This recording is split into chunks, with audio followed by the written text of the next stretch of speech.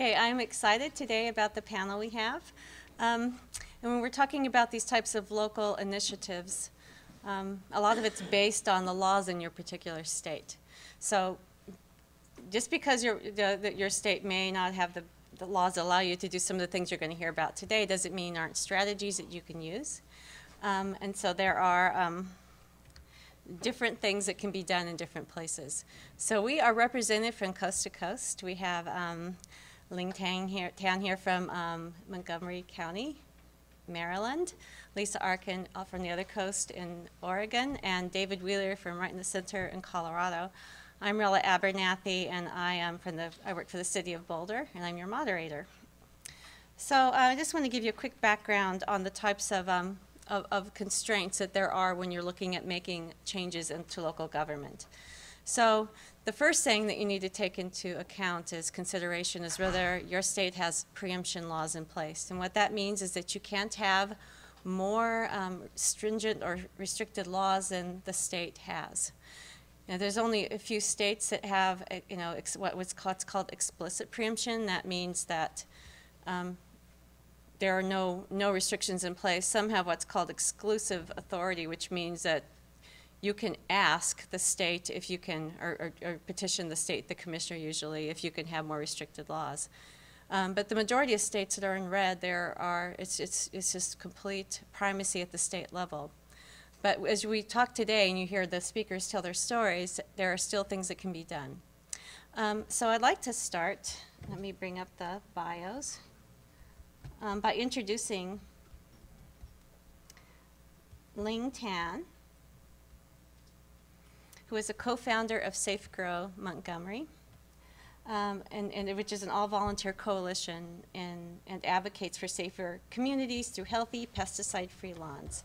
Safe Grow Montgomery's efforts have made Montgomery County, Maryland, the first county in the country to have introduced legislation that would remove the use of harmful pesticides on public and private properties. So, yeah. Now, okay, so this is exciting because Maryland is a state with no preemption. That means that local communities can have more restricted laws. So keep that in mind as Ling speaks, what's possible under this kind of situation. And I'd also like you to think about what's possible from just an individual in the community, what you can achieve. So take it away, Ling. Okay, hi everyone. I'm Ling. I'm with Safe Grow Montgomery, and we have today in the audience Alan Cohen, who's also one of the co-founders of Safe Grow Montgomery. My story, we got started on this journey of learning about pesticides because my own daughters have asthma.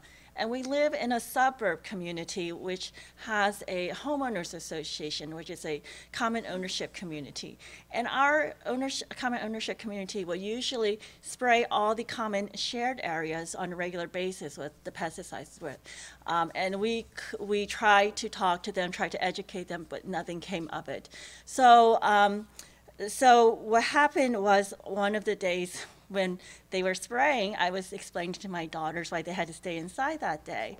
And I was frustrated, and I told my youngest daughter, maybe when you grow up, you can do something about it. Well, she thought about it and replied, why can't you? so here I am today. Since that time, we got together with several other families throughout our county who had the same concerns about the pesticides used within our communities. And we formed Safe Grow Montgomery, and it is a true grassroots organization, and that is supported by it's a coalition, which means it has partnership with other organizations, and we have partnership with over 40 nonprofit organizations and businesses locally. So that's where we are today. Let me see. Okay, so in 2014, just last fall, Montgomery County became the first county in the United States to introduce a legislation that calls for stopping the use of harmful lawn pesticides for cosmetic use on both private and county-owned properties. I think one of the scientists talked earlier in saying that over about a couple hundred communities in Canada have already done it. So currently, our bill called Healthy Lawns, Bill 5214. It was introduced by our council member, Leventhal, and is currently supported by the majority of our council members, by the organizations that are part of our coalition, and over 3,000 supporters strong. Our legislators tell us they're hearing 4-1 in favor of the bill from the community. So there is broad support for something like this. This is a picture of the second hearing that we had, public hearing, and over 300 people came out, and the room was packed, just standing room only. So there's support there's support from the community, but then there's also a lot of opposition from the industry, so as you can see there. The yellow signs were the industry. Right, the yellow signs are the industry, and the green ones are the supporters. So our bill originated from another local ordinance, which is from Tacoma Park, Maryland. And Tacoma Park is a small city within Montgomery County. And in 2013, they passed the first local ordinance that stops the use of harmful cosmetic lawn pesticides on both private and public-owned properties. And it mirrors the Ontario bylaws. It was started by just 2 Tacoma Park residents who saw that their kids were being exposed to it, and they wanted to do something more than just educate. They started by just going door to door educating their neighbors. But one of the persons they ended up talking to was a city council person, and that's how the things progressed into a petition, and it was passed unanimously by the city council in 2013. And then a second community just passed one in 2014, and that was passed by people voting for it versus the council doing that. So the Tacoma Park bill, it was really pushed forward by a hospital, which supported the Safe Grow initiative. And the hospital voluntarily stopped the use of cosmetic pesticides even before the bill was introduced. This is a photo of their lawn, like 1 year after, and it looks fine. There's some clovers here, but for the most part, it's still beautiful. But the hospital was the largest employer for Tacoma Park, and so that it makes a difference to get employers, people who employ or on board, businesses on board. So how do you get started with like a local legislation? For us, we formed a group. We met each other through community events, but you can also work with existing groups like Sierra Club. Sierra Club or other community groups that are already formed, and you can just take that up as the issue for them, and then you already have the backing of the backing of a group. And this is our members. These 2 women started the Tacoma Park Safe Grow Initiative, and there's much more members, but here's 4 of us here, but there's a lot of people not represented here, but that was at one of the public hearings. The other thing you want to have is a vision, because you don't want to just say, let's stop using pesticides. We have to say why. So for us, the vision was we wanted safer communities for our kids. And so we wanted healthy lawns that our kids could play on, and also healthy lawns for the environment. And the other thing that's really important is to get community support. We started a petition to get community support. You can go to these free, like we did a change.org page. So there's a lot of places online that you can do free. It's already set up, and you just put in your information. And this was ours here. And the other thing to get community support was we did a coalition. So we asked people to be partners with us. So some of these are some of our local partners and businesses, of course. And then you want to get the word out, because we did it with social media, and here we have our Twitter page, and we also went to local events, and this is a watershed event where we went and discussed what we were trying to do. And partners also are really great for getting action alerts out.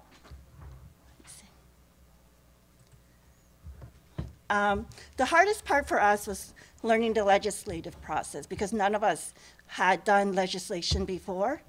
And one of the things that we learned, that we had to do our homework and find out what is the lawmakers' interests. Like, for example, are they interested in public health or in the environment or bees or water quality? So you want to do your homework and then bring the things that you need to educate them.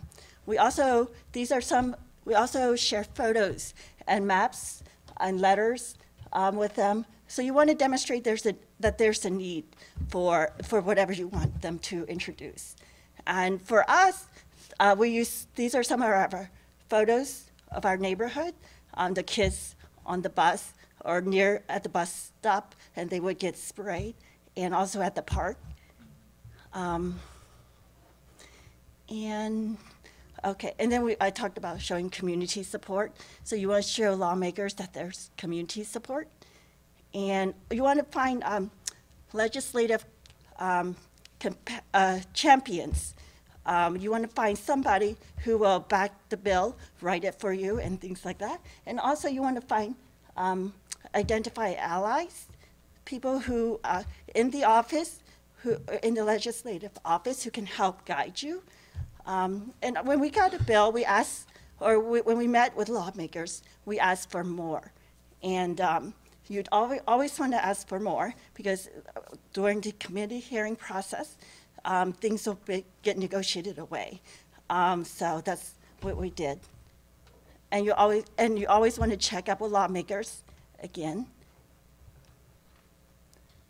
Oh, and be firm and willing to negotiate. So.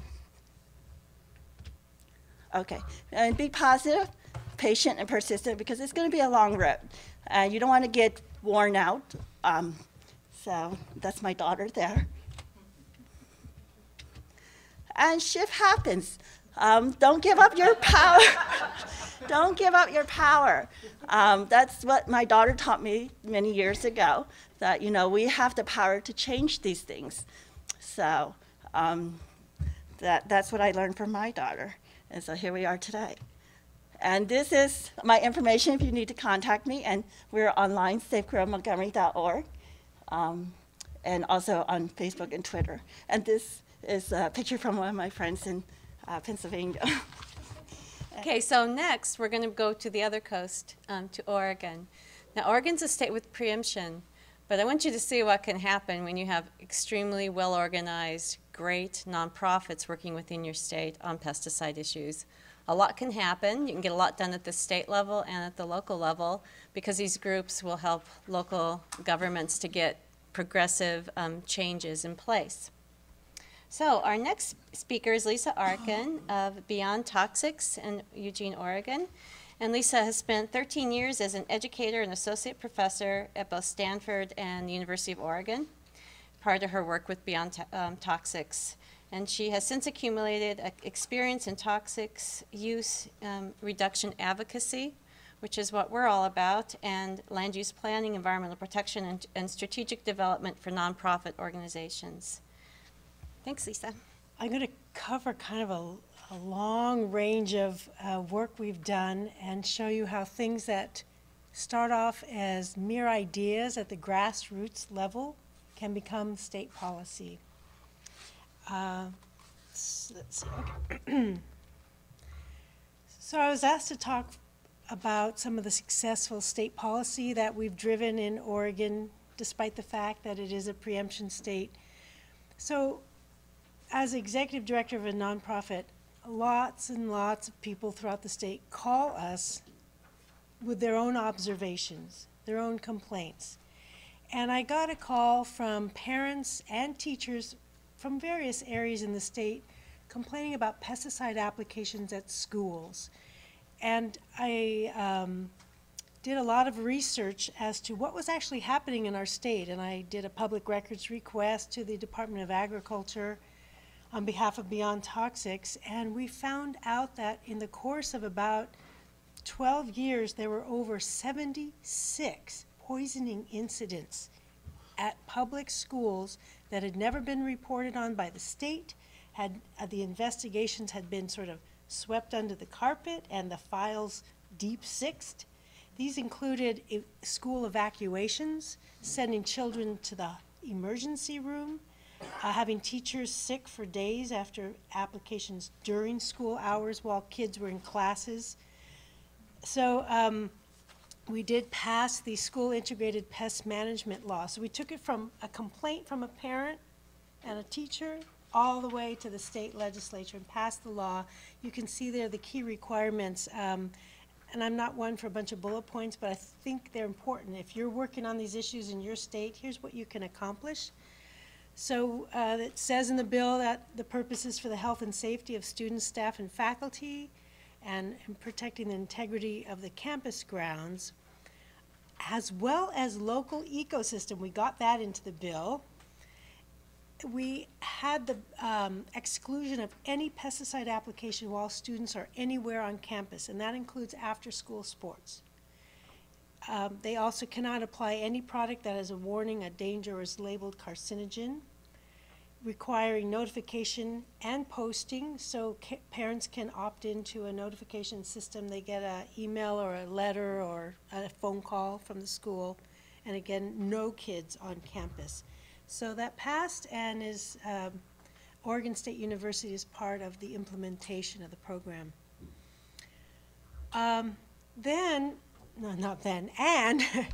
We were getting a lot of phone calls from people being harmed by roadside herbicide applications. I'm curious in this audience, how many people have noticed their city, county, or state doing applications of herbicides along roads?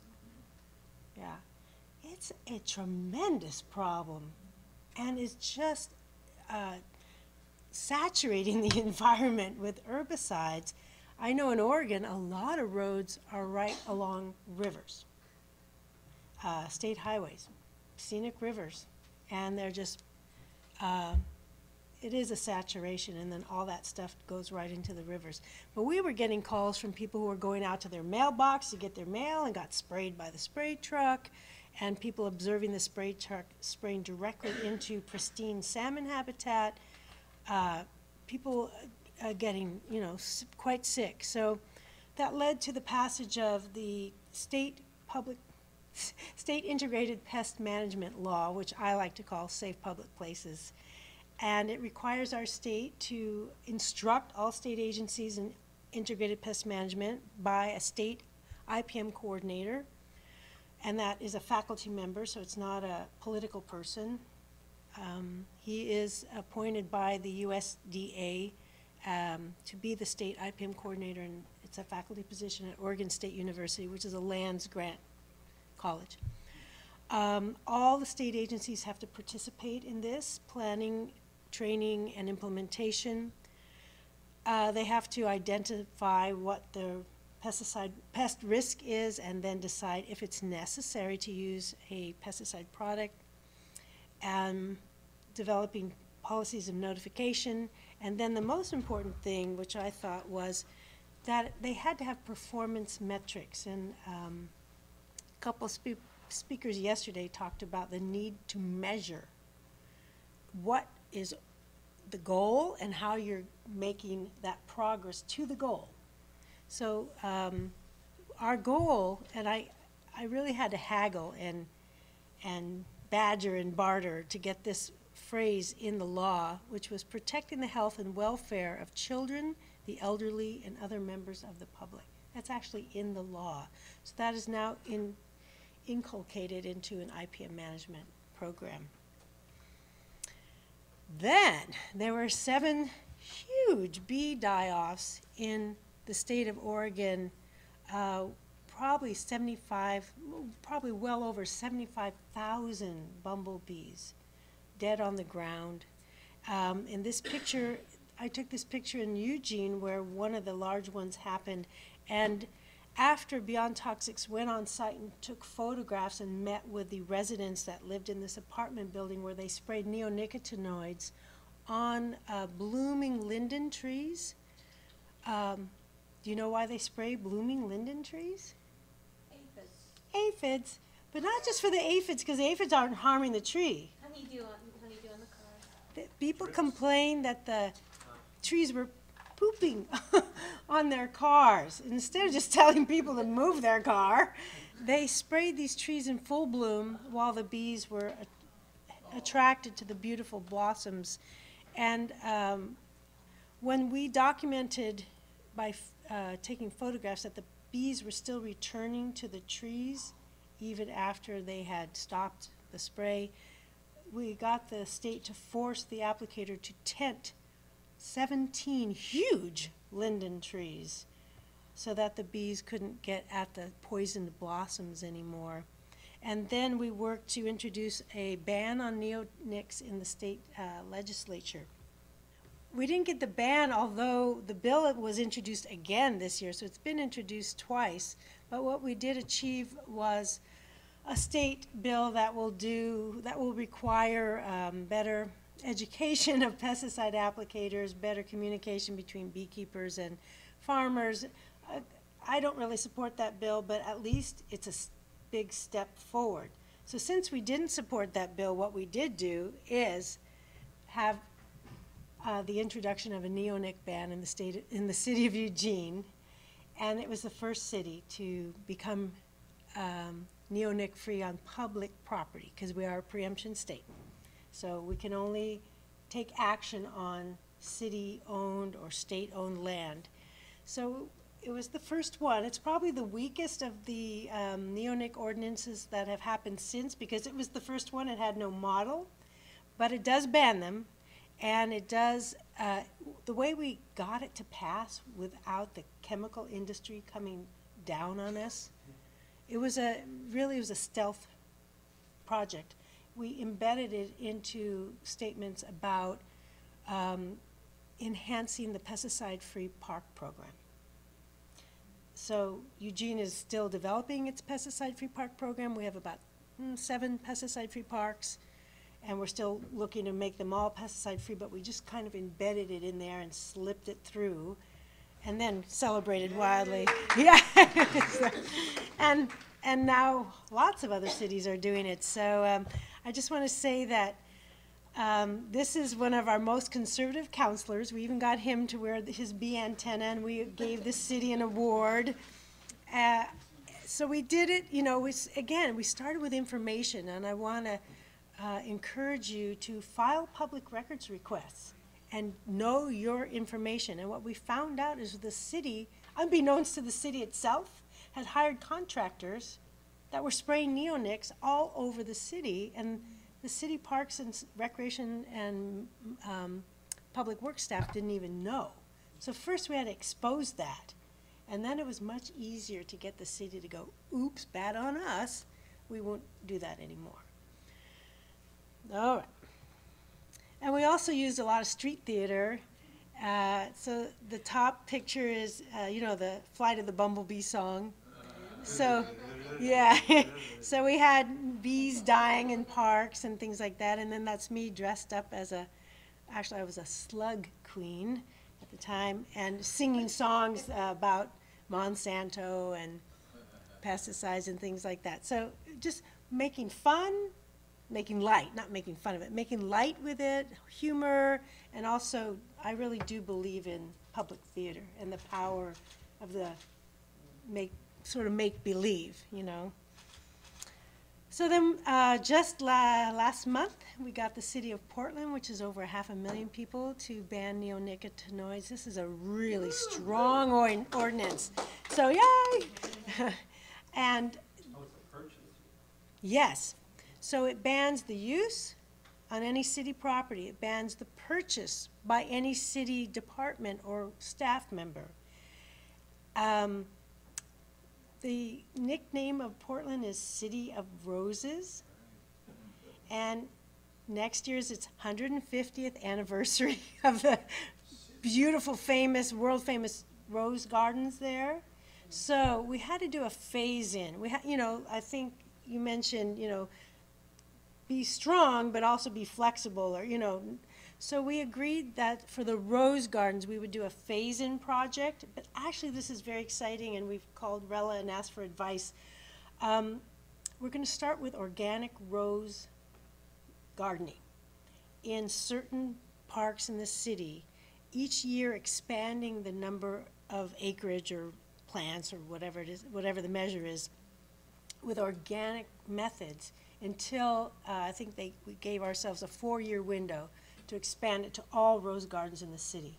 Because it would truly be devastating to tourism if suddenly there was an outbreak of what's they're afraid of, which is the rose midge. And I was wanting to ask you if you had anything about rose midges and if we can get your advice on organic gardening. So this just passed, literally like 2.5 weeks ago.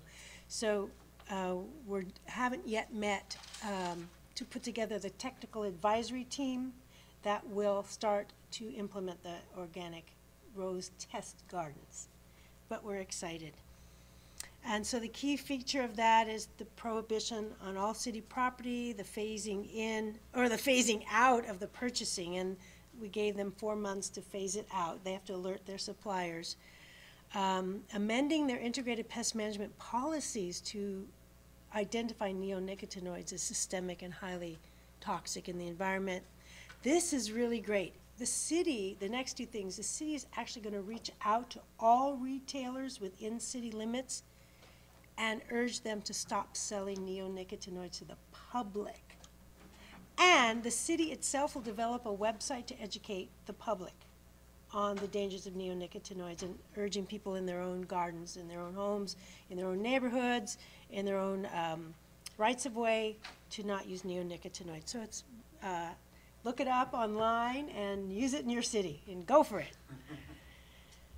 So the other thing we did was, because of those 7 huge bumblebee die-offs, we really put a lot of pressure on our state Department of Agriculture to ban neonicotinoids, to override federal policy, I suppose, and ban them in the state. That didn't work quite, but we did get a ban on the 4 main neonics on all tilia species of trees. So tilia is the species of which a linden tree is a member of that species, and there are other species, other trees under that.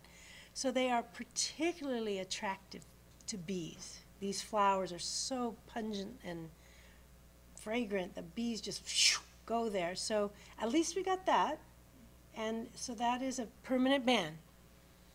So it used to be that it was just regulated when the trees were flowering, but the pesticide applicators got around that by saying they were spraying at night and that the bees weren't out and they weren't going to the flowers. So now we have a permanent ban. So that's another big step.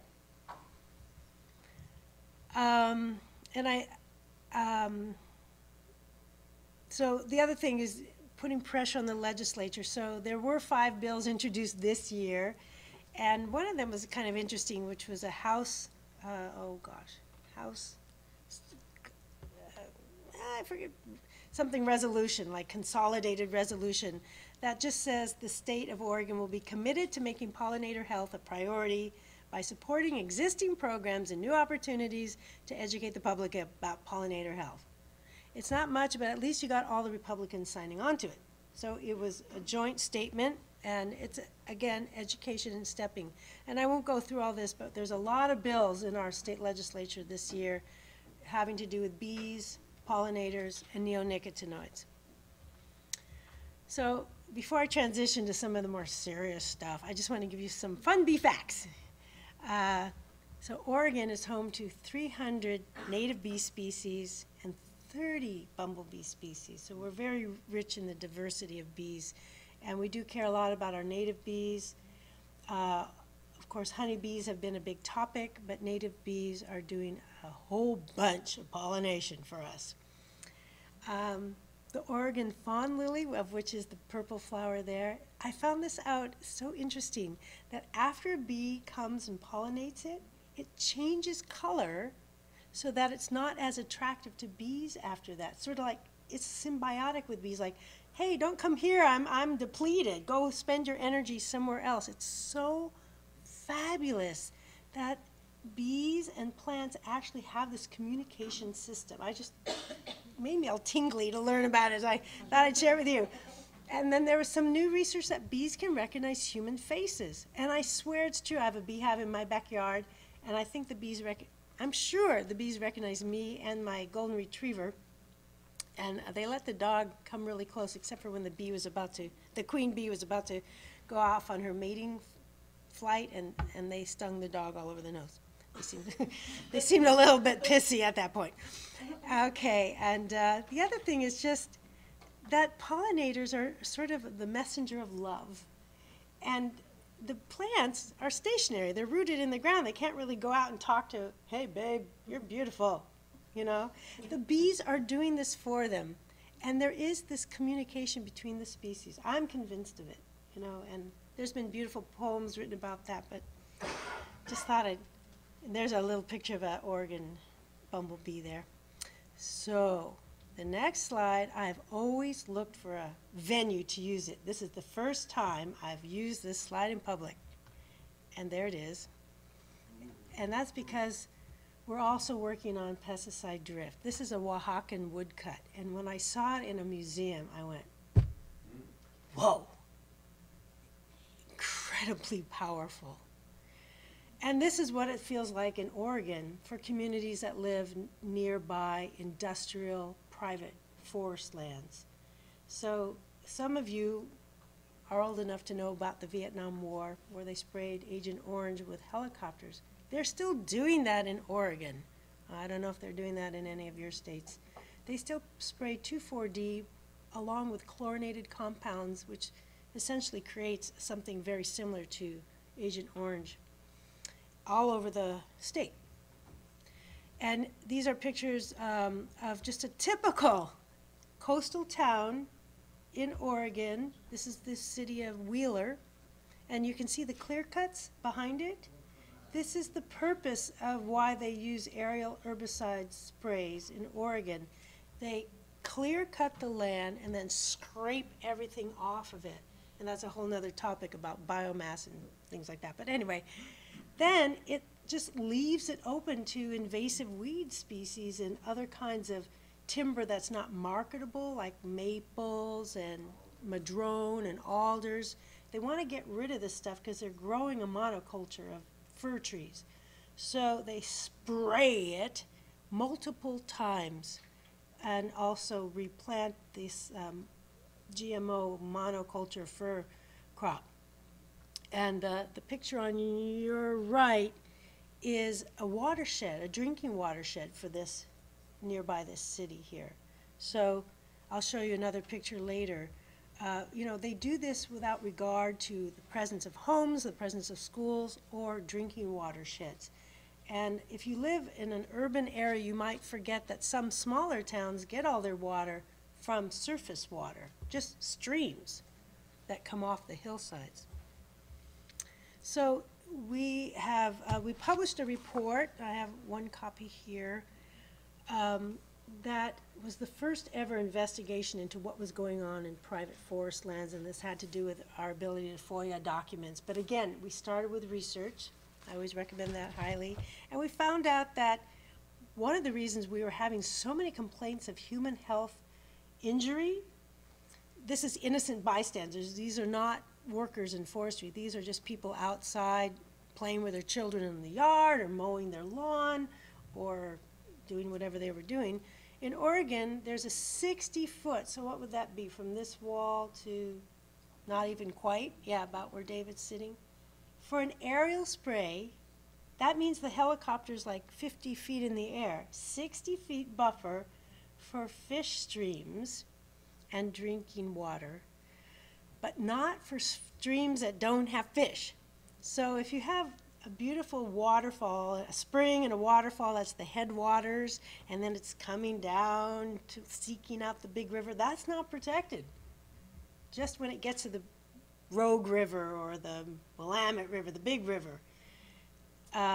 Whereas other states have much more protective buffer zones. We also did research. We were able to get actual spray records from private forestry applicators, and we learned a lot. We learned, first of all, this checkerboard has to do with the way federal and private land is divided in Oregon. I won't get into that, but the gray is privately owned timberland. So this is Weyerhaeuser, Boise Cascade, big names. We learned that there's, in the helicopter, in the spray bar, is a chemical tank of multiple herbicides. And the symbols there, 2HAFOGR, GIMSO, stand for the various tank mixes. So for example, let's just take that one here. That would be clopyralid plus hexazinone plus an adjuvant foam buster plus another adjuvant grounded within a petroleum carrier. And I wanted to bring this up earlier. They were talking a lot about water used as a carrier. Not in Oregon. They use petroleum oil. So people are breathing in vaporized droplets of petroleum oil along with these things, which penetrate deep into the lungs and break apart the lung tissue. Another one is 2-AHFOGR, which is 2,4-D plus atrazine plus hexazinone plus foam buster and grounded and petroleum oil. So that's what the folks are getting exposed to, the fish and the wildlife. So the chemical tank mixes, the problem here, as you know maybe from your own work, is that there is no research on human health impacts of chemical tank mixtures, and that was brought up today with the farm workers, people being exposed to fern pesticide applications, orange tree applications, I don't know what, squashes or whatever else they're growing, corn, strawberries, yeah, here in Florida. And this is, same thing is happening, but it's very purposeful in Oregon forestry industry. They're mixing them in the tank. And there's no regulation. So while you might say, even though there's no regulation, you might say there's a human health level in water, in drinking water for atrazine. What happens when atrazine is mixed with hexazinone, which also acts like atrazine? It's another endocrine disruptor, 2,4-D being a carcinogen and an endocrine disruptor. There's no way to regulate for that. We also looked at seasons they were sprayed in. So on your left-hand side is springtime, and on the right-hand side is fall. We learned that in spring they're spraying much more of 2,4-D and atrazine and hexazinone in a tank mix. And that big spike in 2011 is when 100% of the people tested in this one area had 2,4-D and atrazine at high levels in their urine, including children as young as 5. In the fall, they tend to spray glyphosate and imazapyr triclopyr. And we did other analyses, but everything above the 10, according to a metric developed by Columbia University, is considered hazardous in the environment. So you can see there that especially 2,4-D plus atrazine plus hexazinone is extremely detrimental. We've gone out, we've taken University of Oregon students out for projects and things like that. Here's one student recording the sound of water for an incredible documentary that they did, which is on our website, and I'd be happy to show people where it is. Beautiful documentary. But you can see there the clear cut and the aerial spray right over that, and you see a beautiful little stream which is going into a pristine salmon creek. This is a study, another study we did of a drinking water system for the town of Rockaway Beach. So on the upper side is the year 2003. 8% of it had been clear cut, and the blue is the drinking water, the watershed. And this town gets all their water from this stream. And then About 10 years later, they had cut over 80% and had been spraying year after year of those chemical tank mixes that you saw directly in there. And it's real steep, so there's no way this stuff isn't traveling down. There's no buffers for homes or schools in the state of Oregon. There's no regulation that says you can't even fly right over them. So if you watch that video, which is called Drift, A Community Seeking Justice, which is on our website, on our YouTube channel, you'll see what happens to these communities. And I just want to close by saying that our the federal government stopped using helicopters and aerial sprays in federal force in the 1980s. And there's no reason why Oregon and other states couldn't stop using aerial herbicide sprays. So thank you very much. One thing I wanted to point out when Lisa was talking that reminded me that we have these effects of one thing that happens in the state can have effects nationwide is, you know, when the neonics are banned for the Tilia species of you know, the linden trees in that group, lots of times the registrants may not, if they're going to ban it in one state, oops, they'll often ban it in other states. So that could help all of us everywhere, at least taking those uses off the labels. So thanks for getting that through. Okay, our next speaker is from Boulder, Colorado, my hometown, and it's David Kansuke Wheeler, also known as Be Safe David. And he's a musician and a musicologist who's lectured about and taught and performed the Japanese bamboo flute, also known as a shakuhachi, for over 35 years. He's also a parent, housekeeper, and a backyard organic gardener. David is one of the co-founders of Be Safe Boulder, which he'll tell you about, and you're going to explain all about how that worked, right? And they have just done remarkable things in the last year that they've been around. So I'll let David start. First, I'd like to introduce a few members of my hive from Sebastian River Middle School. Is my queen, Hillary. My worker bee from Sebastian River High School is Emily. And they'll be doing some work for me later. I really appreciate the oldest queen in history. Queens usually die at about 3 years. Oh, and there's an old drone in the background. And I'll also say Emily is the oldest worker bee I've ever seen. Worker bees in the winter live about 6 months, but in the summer when they're working, you only live about 6 weeks. So Emily at 13, 14? 16. 16 is by far the oldest worker in history.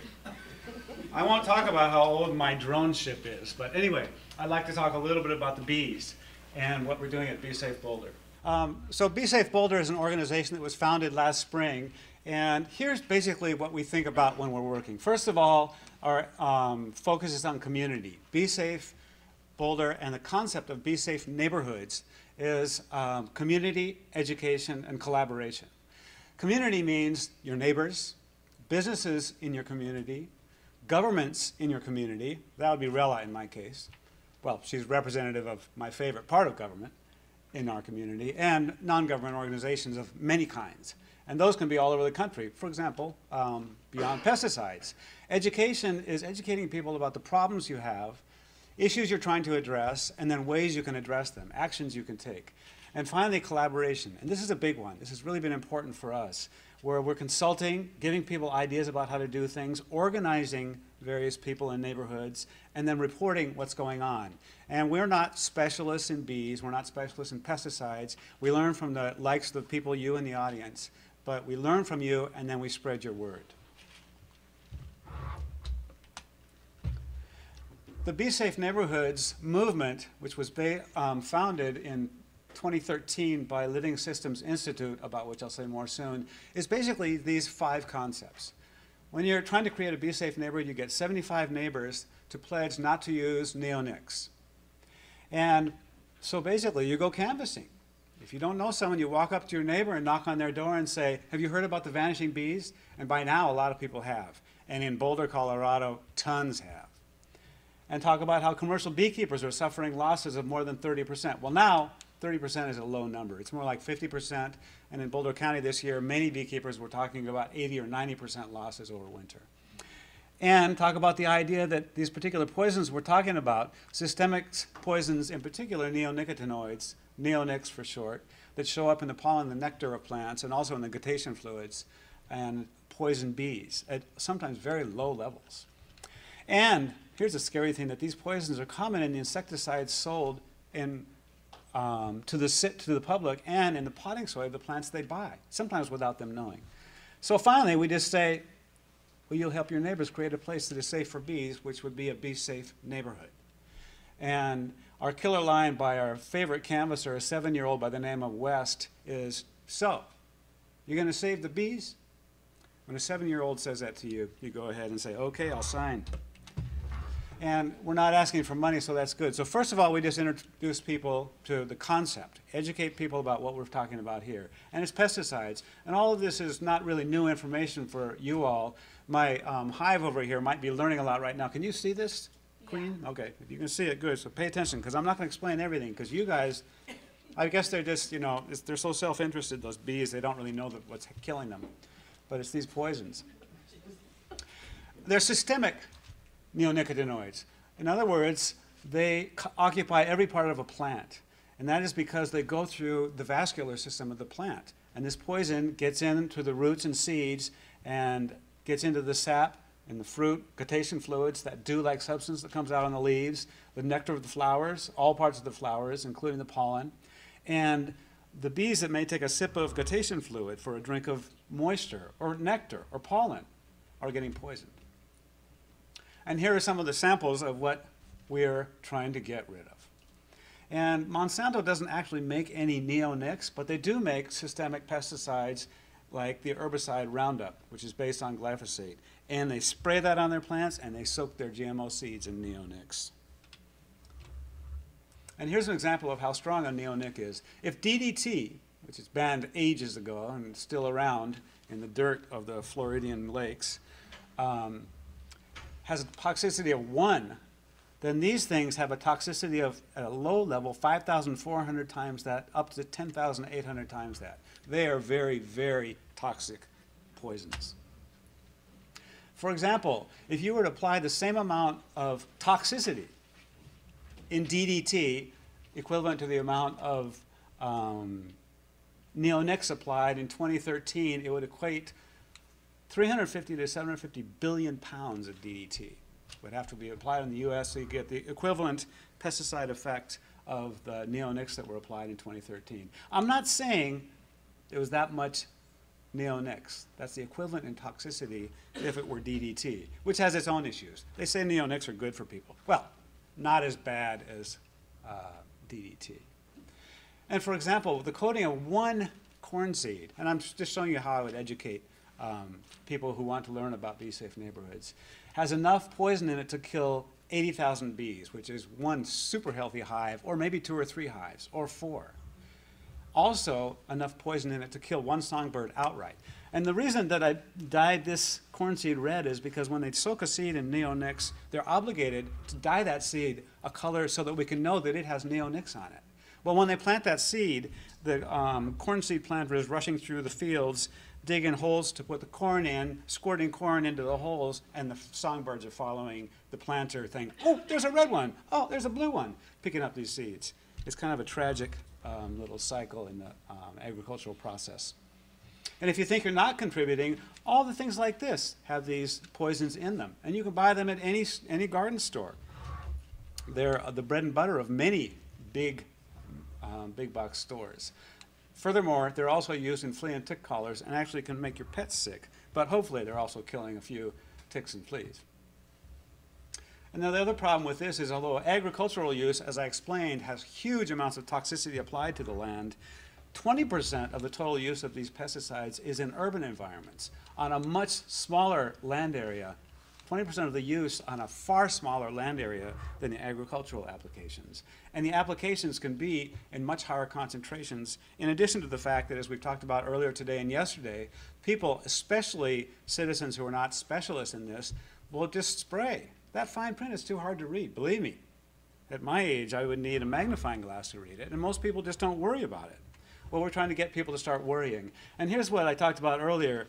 You buy something that you're expecting to be a bee-happy plant, and you discover, if you're talking to us, that actually 50% of the plants sold in the big box stores last year, as we did research with Friends of the Earth all over the country in 18 different cities, actually in the continent, because we included Canada, we discovered 50% of those having their growing medium, their soil drenched in neonics. And in our analysis, we found that some were drenched in more than 2 products, just to make sure everything gets killed. Well, look, Home Depot, after that announcement last June, said they will label their neonics. Well, there's their label. Does that label make you want to stop using neonics? Does that label tell you that bees are getting killed? No. But that's how Home Depot got around their obligation to label plants as they promised they would. Pretty scary. So, you may have seen this slide earlier. The canary in the coal mine. Bees have something in common with the canary in the coal mine. What's that? When the bees are gone, everything else goes. They're all yellow. But the canary in the coal mine analogy only works so far as because when the bees die, if we're the miner, we can't escape the mine because the bee is the canary telling us that the mine, that is our environment, is toxic. The miners could run out of the mine. What are we going to do? We need to clean up our environment. So that's the nasty stuff. Lisa put the nasty stuff at the end. I put it at the beginning. Here's the good stuff. So we just encourage people to create bee-safe neighborhoods. And you already saw this, so you know what we're talking about. This is actually our door hanger. If that person isn't home, we hang that on the door handle. And the backside says, give us a call. We'll come and visit you. Or you can go online to besafeboulder.com/pledge and pledge online. I'll tell you about that in a minute. And we also have these cards that explain these cute little poisons that we're all of you specialists know how to pronounce. But for those of you that don't, imidacloprid. You all know that one? Everyone say imidacloprid. This is a very educated audience. How about thiamethoxam? And they're starting to stumble a little bit. But imidacloprid and clothianidin are the two. This one's most commonly used, and this one has the longest half-life and has the highest toxicity. So we talk about those a lot. And Living System Institute, as I said, set up this thing in 2013, August of 2013, and it's a very simple thing. First level of pledges is I won't use any of these neonics on my lawn, and that's the Be Safe standard. You've got to do at least that.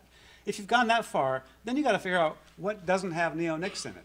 Well, just get rid of everything and use organics, and so go to level 2, which is even better. And if you've gone that far, well, then welcome the bees. Plant a bee-friendly garden, or let your dandelions grow. And then you get the super high level, the best level of Be Safe neighbor. People say, well, where do we find these things? Well, first of all, let's make sure the people we're shopping with know that we're interested in finding these things and we don't want these in our stores. So we created these cards and we hand these out to our Be Safe neighbors and have them give them to the store with their name or your name right there. And already we've gotten this many retailers, 15, the number's actually gone up to 17 or 18 now, of the 75 retailers we contacted in Boulder County.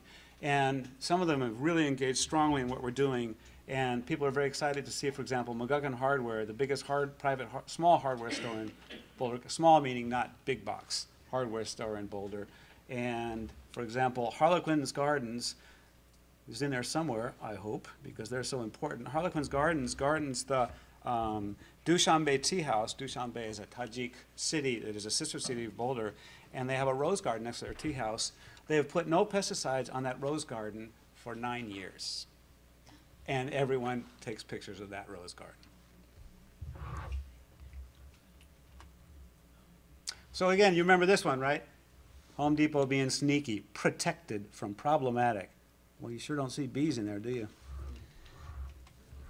Well, this is what McGuckin Hardware did. And this is what we're very proud of. They came up with this sticker, and that goes on the shelf right under one of those products that I showed you earlier, like Bayer Bug Be Gone or something like that. And they actually are telling you, they're labeling. They're giving the consumer the option to opt out of putting a poison like that on their garden. And so here's the Be Safe Neighbor Pledge, which I'm going to all ask you to do, and my hive right now is going to pass around these pledges. And I hope you'll join me in solidarity and pledge to be a Be Safe neighbor.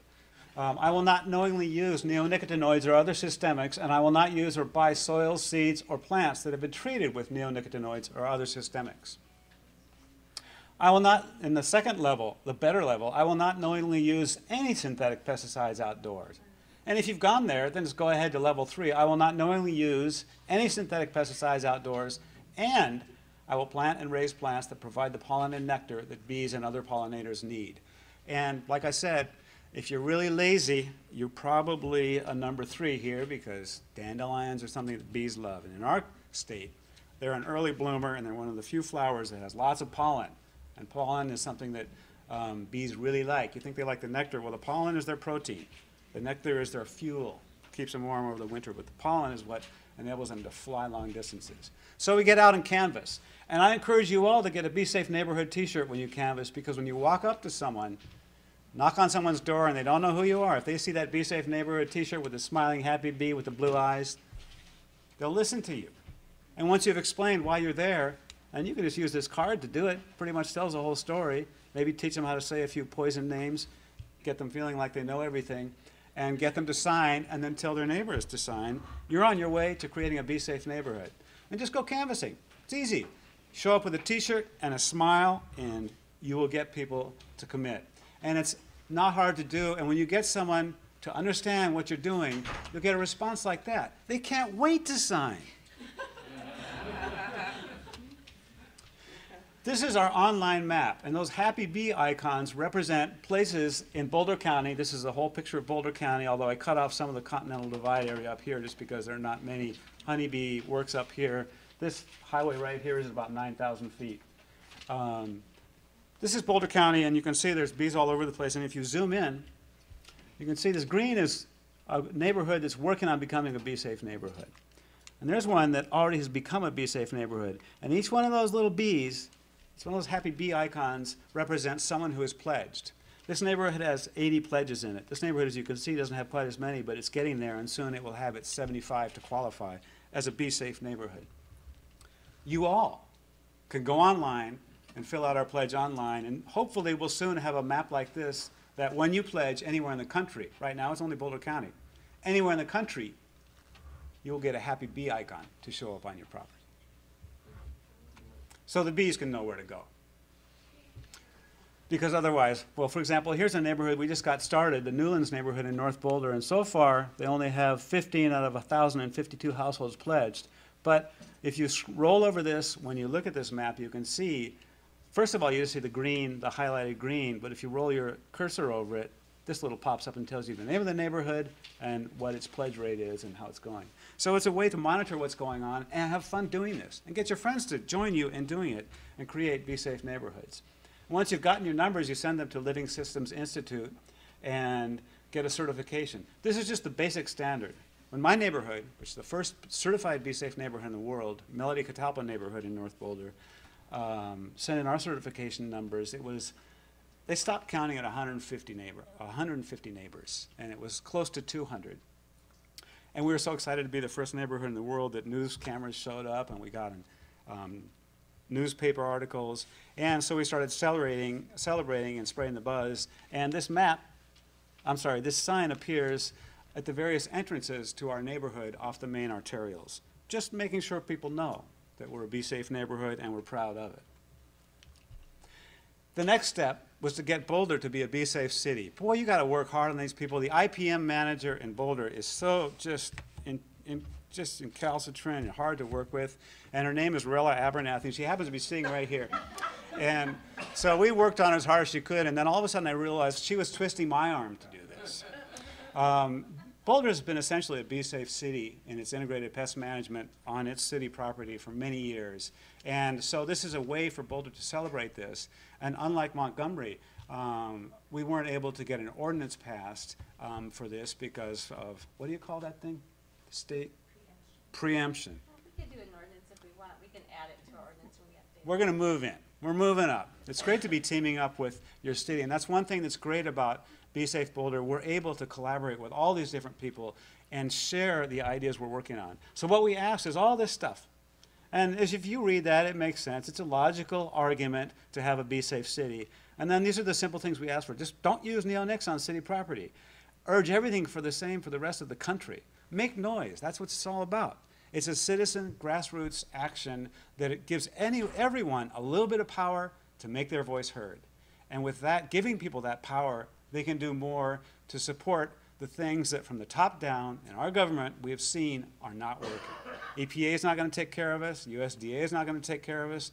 This morning, the nightmares we heard about the various regulatory agencies not doing what they need to do, or much worse, in this state, the farm workers treatment that I've learned about in the last couple days have just been shocking for me to learn about. I really feel like I should be making farm workers safe neighborhoods, but we don't have any farm workers in the city of Boulder, so it wouldn't make much sense. Right now, we're just working on bees as a sentinel species to represent what we want to do to make this country a bee-safe country.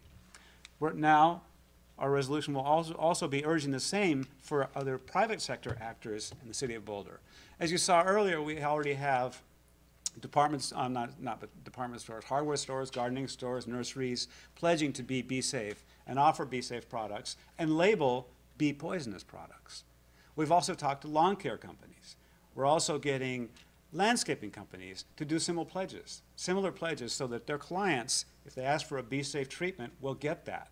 They won't be putting these poisons in their gardens. Now, our next step is to talk to tree companies, because that's a big issue in Boulder right now with things like the invasion of the emerald ash borer. Came from the east. For some reason, everything comes from the east. First the east being China, but now the east being the East Coast. Well, by now it's moved across the U.S. to the middle. And finally, endorsing this kind of activity in other parts of in the future. This is a picture taken yesterday. I was getting organic spray in the local organic orchard, and I have no fear. I was getting a little rosemary and thyme, maybe, but that was about it. And they're doing a good job fighting the greening disease just with these kind of treatments. Is who was it? Uncle Matt's Benny told you earlier today that they're doing as well as the conventional pesticide applicators in keeping greening at bay. I was excited to take that picture. Well, some people might think that. I was just ecstatic at that very moment. So I just want to say thank you all for coming and hearing my introduction of Be Safe Neighborhoods, what we're trying to do. And we really hope to do more. And we hope to get all of you to pledge so that we can share your support for this movement around the country as soon as possible. And actually, next month, we'll be kicking off an Indiegogo fundraiser so that we can reach out even farther. And we hope you'll join us in that, too. If you can't pledge right now on paper, go to BeSafeBoulder.com, check out our maps, check out our pledge, do it, and soon a happy bee icon will appear on your property. And, yeah, I guess in conclusion, I'd just like to say thank you all for listening. And we're going to have a panel discussion now, but you guys are all the bee's knees. Who paid for the urine testing for the folks in Westland County? It's complicated, but in a quick description, it just so happened that the former head of the CDC laboratories happened to be visiting Oregon, and a bunch of people kind of cornered her at a conference, and she said, yeah, I can do that. And that was the first test. And then when those results were presented to the official state government, the state health department and the EPA got involved with a bigger study and paid for the second set of urine analysis. So there was 2 sets done. So the question is, how do we get our hands on spray records? Very difficult to do, and it had to do with what I just explained, that when the urine analysis was presented to our state government, it did raise a ruckus, and they invited the EPA to get involved. And once the EPA was involved, we were able to FOIA the records. When it was under state control, we could not. The EPA demanded that the spray records be collected by the state because they're held privately. They're not turned over. And 3 years of spray data was provided. 3 years, and then we were able to FOIA it as a federal document, and then we spent 18 months entering them all into database system and then GIS mapping the whole thing. And it's part of that report there, and it's also on our website. I just, side comment, Lisa talked about the town of Wheeler in Oregon. I don't know if you all noticed, but my last name, I didn't really tell you, it is Be Safe David Wheeler. That town has a strong connection for me. It's at the mouth of the Nehalem River on Nehalem Bay. And I would visit that town every year for at least 2 weeks. It's sort of a summer break from the cold and chilly Seattle that I lived in. It's about 200-300 miles south of Seattle, 200 miles. And we would always go swimming in the Nehalem River. And I wonder how much of that stuff I absorbed in the course of my swimming. Depends on what time of year. I wonder how homeowners associations within the jurisdiction of your two communities responded to this, and whether there was resistance, because homeowners associations like very green lawns, and they have certain lists of plants that they want you to plant and things like that. We did get resistance from certain homeowners association, but for the most part, it was very few. Mostly in like homeowners association that had golf courses, but golf courses in our bill would be exempt. But a lot of the support we were hearing from were residents that live in homeowners associations that felt like they couldn't make change amongst the board, because the boards at these homeowners associations, they don't have to take health into account when they use these things. And when we talked to, like I talked to my own, they didn't even know where the contractors were spraying. They didn't know the chemicals that were being used. They just assumed let the contractor handle everything. So. Can you talk about training? Didn't you guys have training offered? For alternative methods? Oh, that's in Tacoma Park. When Tacoma Park passed their bill, one of the things that they set into the bill was education for both homeowners and landscapers. So one of the events, like Chip Osborne, he's here, he came down to do a training session for landscapers in Tacoma Park.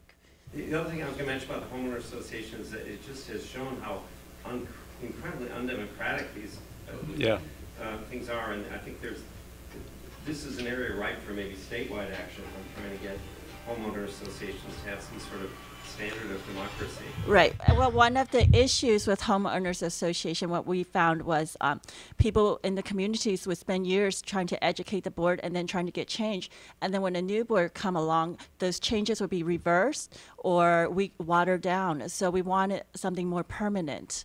And that's why we wanted to go to the city or county level. Yeah, so you preempted the homeowners associations by going to the county. Right. That's what we're hoping. Our experiences were similar in Boulder, that HOAs are the hardest thing. Homeowners associations are the hardest thing to convince because they're sort of independent of the residents. It's kind of a strange relationship. And then they contract out the care, and once they've contracted it out and they've got a deal, they don't want to change it. We do have a few homeowners associations in Boulder that are organic, and those we want to celebrate because that makes our job already a Be Safe job. Maggie, did you have a question? Yes, I do. I came a little late, so I may have covered it. Did you say that you can't do an IPM ordinance? In Boulder? Yeah. Boulder is a totally IPM city. I mean, we can. Oh, the problem, and go ahead, you can probably explain that one better. No, they came and asked for resolution. We could add this to an ordinance. It might make more sense since this is fairly narrow and our pesticide ordinance needs to be updated anyway to add it to a later ordinance. Yeah, so we can't tell our citizens what to do, but we can ask them to do the right thing, and that's part of what this resolution is doing. And so it's asking for solidarity, and it's celebrating the efforts of #1, Eugene, and the biggest, Portland. Well, Seattle's pretty big. Seattle's too. bigger. West Coast, they're leaders. Seattle on board, you think? Seattle's got its own Already passed. resolution last fall. Yeah. It's also a very strong one. Now I have two questions. First one's quick. So did they have to do a phase-out program too there? Because I know that they just had a huge tulip festival in Seattle. Isn't that pretty big too? I'm not really familiar with that. I think they went cold turkey. for neonics. I don't know all the details. We weren't involved in that one. But they don't have the rose midge in Seattle. It seems to be too far north for that particular pest. It may also be that there are cut tulips that are brought to Seattle for the festival. I saw pictures from it. They're definitely growing in fields all over Seattle, and they have like different ones with different colors, and then people go out and pick them and try to like make them into beautiful sculptures, and they have big parades. And so it's a pretty big like operation that goes on there. I just didn't know how much it had to do with pollination, and it how did that work? I think it depends on whether they are talking application or purchasing plants that aren't treated. So I can't remember the details of Seattle's resolution or ordinance, but even cities that are saying that they're like us, that we're going to try not to purchase materials that are treated, it's very difficult to source them. So, you know, cities can make, or local governments can make that commitment, but all it is we will attempt to as much as we can. We've been working for 2 years on sourcing plants that aren't treated at the city of Boulder. So it's a huge project. It's very complicated. And at Be Safe Boulder, we've sort of discovered, and it's a learning process and an educating process, we discovered that in order to get neighbors to be safe, you have to first give them options. Well, where can I get my plants? And that's why we got retailers to commit to being Be Safe. Be Safe retailers, which will give you options to buy neonic-free plants. Then the retailer would say, well, where can I source my plants? I don't know what's in them. So then we had to do the research to find Be Safe nurseries and growers that would find those plants. We contacted those, and they said, well, what about my plugs? When I get them, I'm not sure if they're neonic-free or not. And we had to research, and we actually researched a lot of the country and have a long list of neonic-free plants on our website, Be Safe Boulder. I would just like to add, too, that it's also not political, and it needs to be kept that way. Yeah. Yes. It needs to be every bit. This affects everybody. I don't care what party, I don't care what gender or age or whatever. It affects us all. And in Be Safe Boulder, the way we've done this, we adopted this Living Systems Institute protocol for a Be Safe neighborhood. And it, like I said, it's really a way just to reach out to your neighbors. And it's actually based on social psychology. Dunbar's number, 150. That's the expected number of people that the normal human being can have some strong relationship, a maintained relationship. So then they took that number and divided it by 2 because most households have at least 2 people in them. And that's why we get the number 75. So it's based on people talking to people. The concept is people talking to people to create the grassroots movement that can then enable the neighborhood next door to say, hey, that's pretty cool, let's do that. So we also have yard flags that we put out so that we can see a little green flag saying Be Safe Neighborhoods. And people will ask questions, what's that? Well, that means I'm not using poisons. Oh, really? Well, maybe I shouldn't do that. And it's a way to move forward. So this is going to be put online, and there are going to be folks beyond this room looking at this and thinking, trying to work on this in their own communities and trying to move forward on this in their own communities. And a lot of times it gets really frustrating. It gets really difficult for them. And I just want to know what you guys would say with the successes that you've had here. And I know that there's of course been challenges, but what would you say to folks who are in their communities and they're working on this and they're just so frustrated and they want to move forward? What would you do? What would you say to them? Go ahead. Well, actually, we found out that there's more people like you out there. When you go out and you talk to people, sometimes people are so isolated, they think they're the only person with that concern. We actually get a lot of people thanking us, saying thank you for taking this on because the other groups are just too busy to focus on some of these issues. So there's more people out there like you, so look for them and connect with them.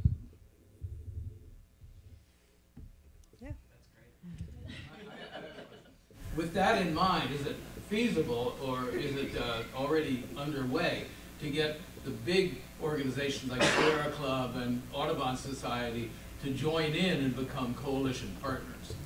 Well, For us, we do have a Sierra Club, Clean Water Action. They've become coalition partners, and that's how we were able to get so much support emailed in to the council members, because we use their members to grow us. And so they are interested in this.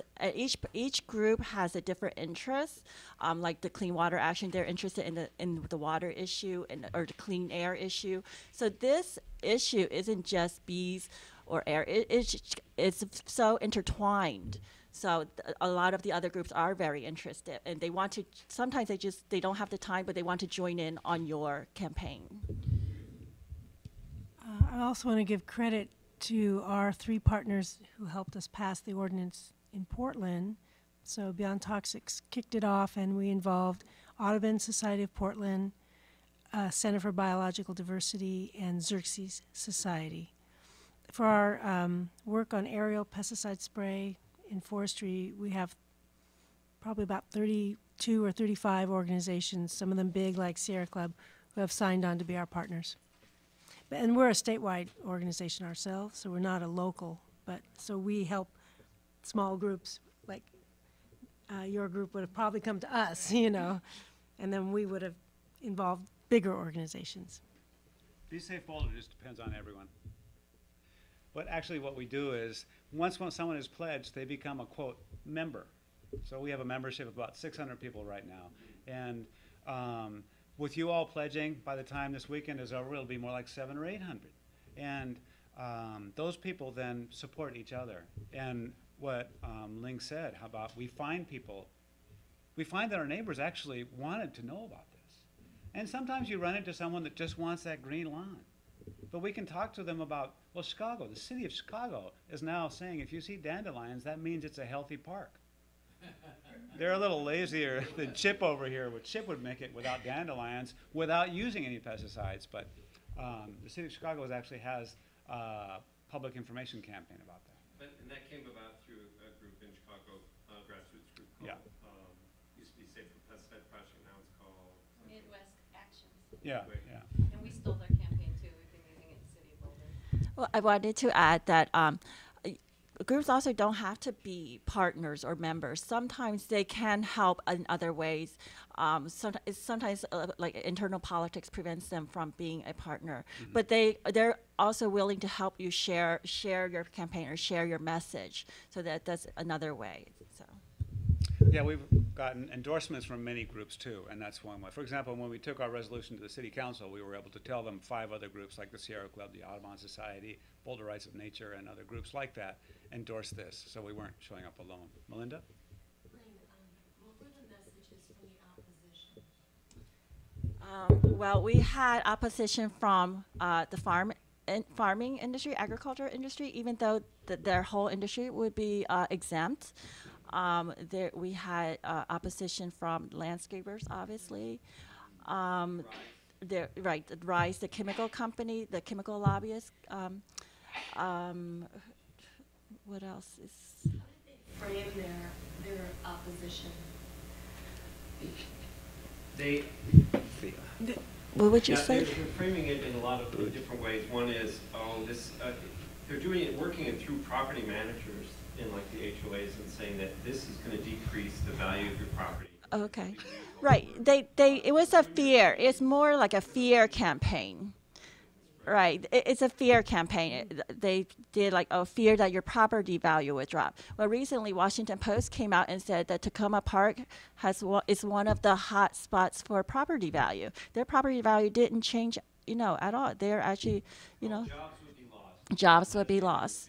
Since you have a statewide law in Oregon, and we all need statewide laws, is there a way to give a model law to our legislators that would be a statewide law, that we look at what you did and so forth?